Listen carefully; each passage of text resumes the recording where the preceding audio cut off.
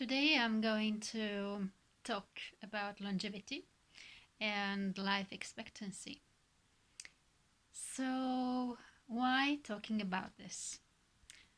It's not as people never lived as long as today, but it's just that all people on average, live today longer than they have ever done before.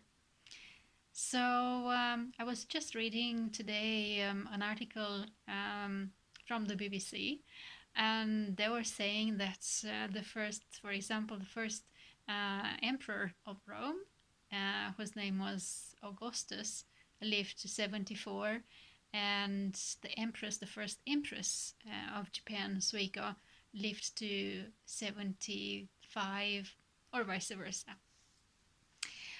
So it seems that it's nothing new. There's nothing new that people have lived until they're in their 70s.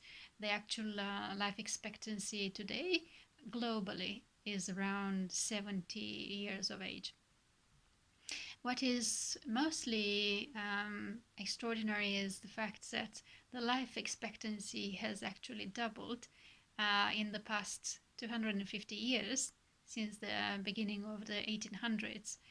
And this is pretty amazing. So, which means that people have lived on this earth for about, I don't know, 100, 200 years, and actually nothing too much happened to the life expectancy. But now, life expectancy suddenly rose, more than almost doubled. Life expectancy was before the 1800s around 40 years of age, and nowadays it jumped gradually. It didn't happen overnight, but nowadays people live into their 80s. Even women in Japan and Okinawa or in Korea, Greece, they live in the 90s, and it's something very common.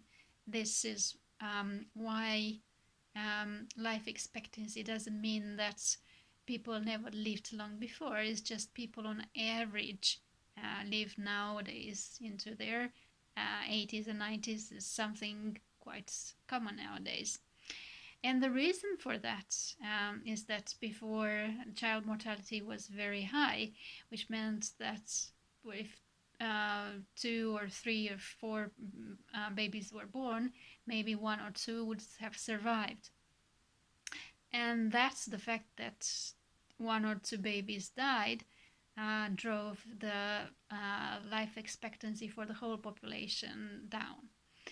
So life expectancy is a statistical measurement. It doesn't have to do with any kind of measurement of actually how long one person is going to live. It's just on average, the population of a certain country, for example, lives up to the age of, say, 90 years old.